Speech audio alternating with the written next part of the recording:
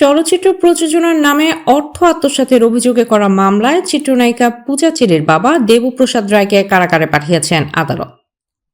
রাজধানীর ক্যান্টনমেন্ট থানায় দায়ের করা এই মামলায় গত 18 এপ্রিল আদালত তাকে কারাগারে পাঠানোর আদেশ দেন।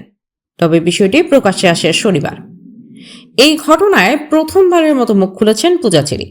তিনি স্পষ্ট জানিয়ে দিয়েছেন এই মামলার সঙ্গে তার কোনো সংশ্লিষ্টতা নেই। নায়িকা বলেন, আপনারা যে অভিযোগের কথা বলছেন তার সঙ্গে আমার কোনো সম্পর্ক নেই। এটি আমার পারিবারিক বিষয় হলেও এ বিষয়ে আমার কোনো তথ্য জানা নেই। আইনগত প্রক্রিয়া চলমান, সিদ্ধান্ত দেবেন আদালত।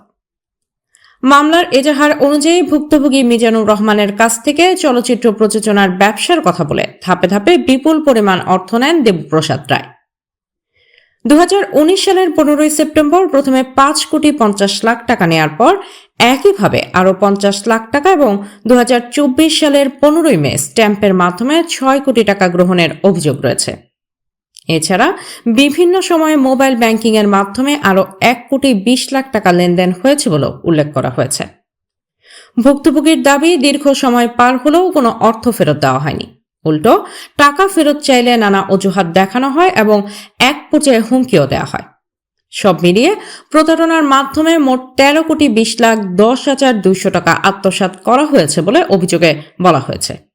বর্তমানে মামলাটি তদন্তনাধীন রয়েছে এবং আদালতের রায়ের দিকেই তাকিয়ে আছে সংশ্লিষ্টরা।